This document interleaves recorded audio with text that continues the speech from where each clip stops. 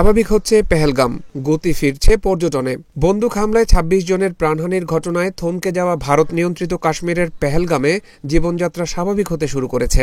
গতি ফিরছে পর্যটনে, আসতে শুরু করেছেন পর্যটকরা। তবে পর্যটকদের সংখ্যা এখনও অনেকটাই কম। তবে অঞ্চলটি আবারও দেশীয় ও আন্তর্জাতিক পর্যটকদের স্বাগত জানাতে শুরু করেছে। কলকাতা এবং বেঙ্গালুরু থেকে আসা দর্শনার্থীরা ইন্ডিয়া ট্যুরের সাথে কথা বলে এই অঞ্চলের নিরাপত্তার প্রতি আস্থা প্রকাশ করেছেন। উদ্বেগ সত্ত্বেও অনেকেই ভ্রমণ পরিকল্পনা নিয়ে এগিয়ে যাচ্ছেন। কলকাতার একজন পর্যটক বলেন, কাশ্মীর এখন নিরাপদ, সবকিছু খোলা আছে, পর্যটকরা নিরাপদ, সবাই আসছে। তাই যদি আপনার কোনো পরিকল্পনা থাকে তবে দয়া করে আসুন।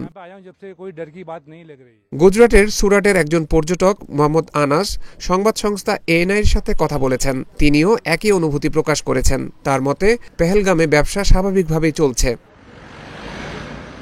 তিনি বলেন, চিন্তার কিছু নেই। সেনাবাহিনী, সরকার এবং স্থানীয়রা আমাদের সাথে আছে এবং আমাদের নিরাপত্তা নিশ্চিত করছে। ঘটনার পর আমরা ভীত ছিলাম, আমরা তাৎক্ষণিকভাবে চলে যেতে চেয়েছিলাম, কিন্তু স্থানীয়রা এবং সেনাবাহিনী আমাদের অনুপ্রাণিত করেছে এবং আমরা আমাদের ভ্রমণ শেষ করেছি।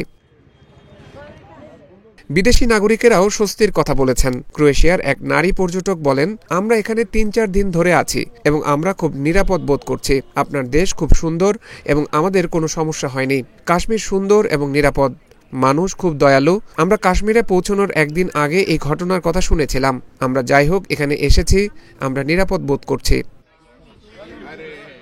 ক্রোয়েশিয়ার আরেক পর্যটক বলেন, এখানে আমার দারুণ অনুভূতি হয়েছে। এখানে আমার অনেক বন্ধু তৈরি হয়েছে।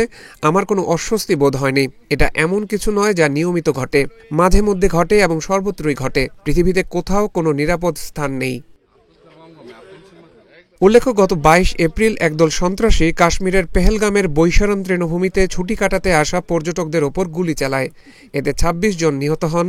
তখন কাশ্মীর থেকে অনেক পর্যটকই ফিরে যান।